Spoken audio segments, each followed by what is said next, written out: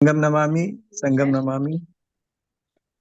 आज संघ का मुझे आदेश मिला है और एक्चुअली हम लोगों की जो ओरिजिन है वो राजस्थान ही है।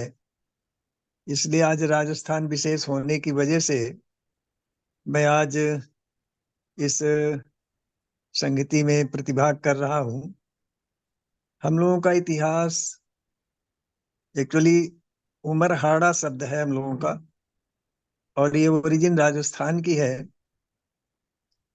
17वीं शताब्दी में हम लोग औरंगजेब के साथ ये सेना में थे और उनके साथ हम लोग यहाँ खजुआ आए। खजुआ एक जगह है, ऐतिहासिक स्थल।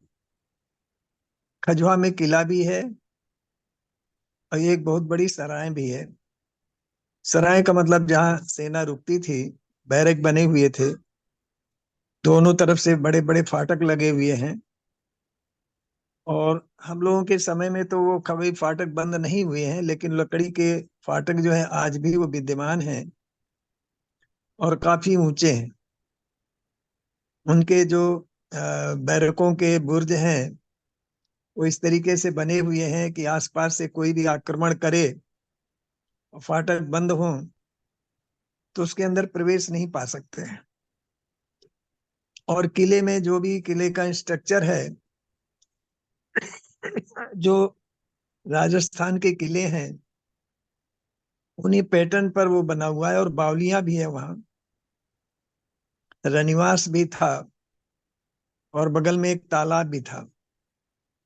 और ये रोड जो कहलाता है, जिस रोड के किनारे है ये, वो मुगल रोड कहलाता है।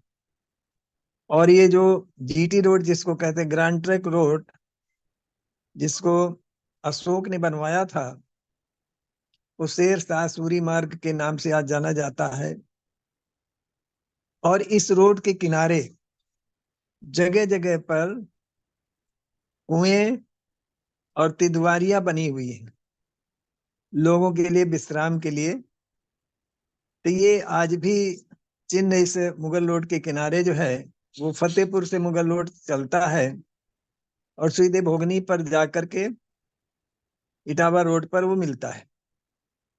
तो इस रोड के किनारे हम लोग दो तहसीलों में हैं। एक है बिंदकी तहसील, पहले खजुआ तहसील हुआ करती थी। आज वो सन 58 में बिंदकी तहसील हो गई। और एक है कानपुर जिले में घाटमपुर तहसील। तो इन दो तहसीलों में ही ये उमराव लोग हैं। और पहले उमरहाड़ा शब्द लिखते थे, फिर बाद में ये वर्मा लिखने लगे। और सन 64 के दशक से हम लोग उमराव लिखने लगे। तो ये हम लोगों का जो इतिहास है राजस्थान से जुड़ा हुआ है। लेकिन हमारी दादी और माता जी का जो पहनावा रहा वो राजस्थानी वेशभूषा ही रही। और बाबा लोगों को पगड़ी, साफा, कोसा का साफा वो लोग बांधते थे। जिस तरीके से वो राजस्थान में बांधा जाता है, वो हमारे यहाँ उसी तरीके से साफा बांधा जाता था। और ये औरंगजेब के साथ ये युद्ध में सेना नायक के रूप में ये सब लोग वहां आए। और यहाँ आकर के उन लोगों को काफी जमीन जायदाद भी मिली, जमींदारियां भी रहीं। और इन लोगों ने अपने आसपास क्षेत्र में शासन भी किया है। लेकिन कुछ लोग हमारे जैसे गौतम ठाकुर थे, वो लोग मुस्लिम में कन्वर्ट हो गए। तो कई गांव ऐसे हैं, आलमगंज, जिगनी, मिस्सी, कुछ ऐसे गांव हैं जो कि गौतम ठाकुरों के हैं, लेकिन वो आज मुस्लिम हो गए। लेकिन हम लोग बदले नहीं। हम लोग अपने ओरिजिनल उसको बनाए रखा। और हम लोगों की वेशभूषा हमारे यहाँ अब भी, जैसे हमारी दादी लोग हैं, माता जी, एक हाथ में, दाहिने हाथ में कांच की मोटी मोटी दो चूड़ियां रहती थी और बाएं हाथ में कांच की चूड़ियां रहती थी। और लहंगा चोली और चुन्नी यही उनकी ड्रेस थी, और धोती और कुर्ता और साफा, ये हमारे बुजुर्गों की ड्रेस यही रही है, पिताजी तक यही ड्रेस रही है। हम लोगों ने समय के अनुसार पढ़ाई के साथ साथ अपने को परिवर्तित किया, लेकिन हमारे समाज का नेतृत्व कुछ बुद्धिजीवी लोग पहले आर्य समाज से जुड़े, आर्य समाज का प्रचार प्रसार किया, लोगों को धर्म से जोड़ा। मैंने जैसे गायत्री परिवार से जुड़ करके हमारे परिवार ने गायत्री परिवार से जुड़ करके गायत्री मंत्र का, यज्ञ का प्रचार प्रसार किया। तो ये नेतृत्व तो हमारे परिवार के द्वारा काफी हद तक होता रहा, पढ़ाई में आगे रहे। लेकिन जब अपने आप को खंगाला, मैंने देखा, पुराना इतिहास भी देखा, कुरुक्षत्री वंशावली भी देखी, तो उसमें पाया कि ये हम लोग राजस्थान की ओरिजिन हैं, लेकिन ये हम लोगों का जो विशेष घराना रहा, ये आजकल सुनते हैं पाकिस्तान में वो हो गया बंटवारे के समय, इसलिए फिर वहां से ज्यादा कोई संपर्क नहीं हुआ। कुछ बुजुर्गों का कहना है, कुछ लोगों का चिट्ठी पत्री आती जाती रही पहले डाक विभाग के द्वारा, वहां कोई कार्यक्रम हुए उसमें भी बुजुर्गों का जाना रहा। लेकिन इधर फिर 47-48 के बाद जो है, वहां से संपर्क बिल्कुल ही टूट गया।